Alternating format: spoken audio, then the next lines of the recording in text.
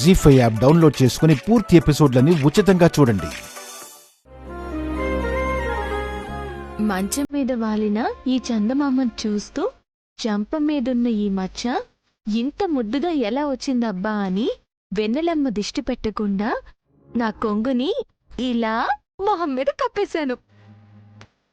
ఓహో, అర్ధరాత్రి వీచిన పిల్లగాలి ఈ కొంగు నుంచే వచ్చిందన్నమాట. అక్కడికి మీరేదో మేల్కునున్నట్టు. హలో నైని మేడం, "ఉమ్, నేను కళ్ళు మూసుకున్నా నిద్రపోతున్నా సరే నా కళ్ళలో నువ్వే కనిపిస్తుంటావు. ఆహా, అయితే నాకు పనున్నప్పుడు మిమ్మల్ని నిద్రపోచ్చి వెళ్ళి రావచ్చన్నమాట." నువ్వు ఇలా మాట్లాడుతుంటే ఎంత బాగుంటుందో తెలుసా నైని. నా సంగతి సరేనండి. ఆ కసమ్మ ఎవరితో మాట్లాడుతుందో ఎప్పుడైనా ఆలోచించారా? వల్లభ అన్నయ్యతోనే మాట్లాడుతుంది. ఉహుం. నేననేది తను చాటుమాటుగా వెళ్లి ఫోన్లో మాట్లాడుతూ ఉండడం నేను చాలాసార్లు గమనించాను. ఇంట్లోనే కాదు, మన ఆఫీస్కెళ్ళి బోనస్లు పంచుతున్నప్పుడు కూడా పక్కకు వెళ్లి ఫోన్ మాట్లాడింది.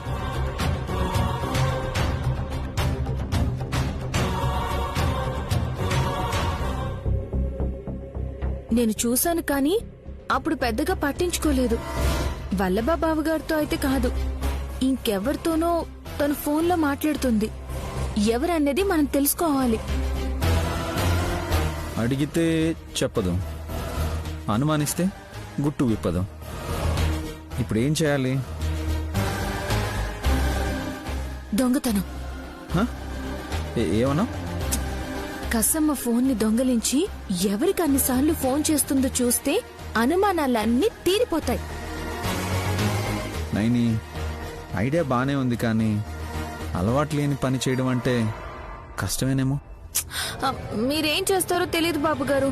నేను తన ఫోన్ చూడాలి అంతే. Okay okay, cool.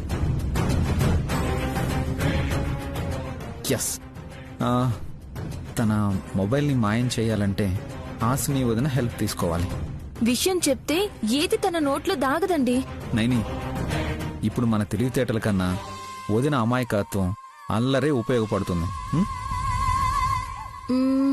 సరే, చెప్పి చూస్తాను.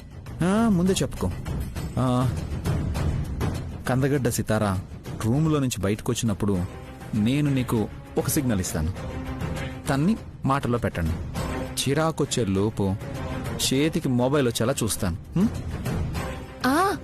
ఆ పని చేయండి. ఆ పని చేస్తాను. నాకేంటంట?